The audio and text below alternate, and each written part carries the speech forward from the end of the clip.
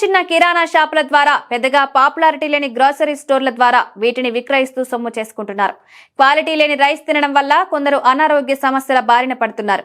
గత కొన్నేళ్లలో కిరాణా దుకాణాలలో ప్రముఖ గ్రోసరీ మార్ట్లలో రైస్ బ్యాగ్లను కొనుగోలు చేసే వాళ్ల సంఖ్య అంతకంతకు పెరుగుతోంది. ఆర్థికంగా ఎలాంటి ఇబ్బందులు లేని వాళ్లు ప్రముఖ కంపెనీలకు సంబంధించిన రైస్ బ్యాగ్లను కొనుగోలు చేసి రైస్ వండుకొని తింటున్నారు. ఇందుకోసం ఒకంత ఎక్కువ మొత్తం ఖర్చు చేస్తున్నారు. కొన్ని బ్రాండ్స్ రైస్ పై ప్రజల్లో సైతం సదభిప్రాయం ఉంది. అయితే కొందరు రైస్ మిల్ యజమానులు ప్రముఖ బ్రాండ్ కంపెనీలకు సంబంధించిన రైస్ బ్యాగ్లను సొంతంగా తయారు చేయించి అందులో సెకండ్ క్వాలిటీ రైస్ ను పాలిష్ చేసిన తక్కువ ఖర్చుతో దొరికే రైస్ ను విక్రయిస్తున్నారు.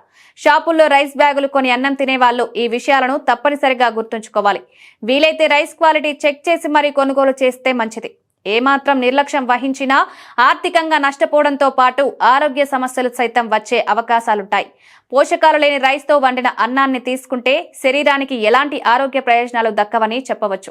అధికారులు సైతం తరచూ రైస్ మిల్లర్ల గోడౌన్లను తనిఖీలు చేస్తూ ఈ తరహా మోసాలు రిపీట్ కాకుండా జాగ్రత్తలు తీసుకోవాలి.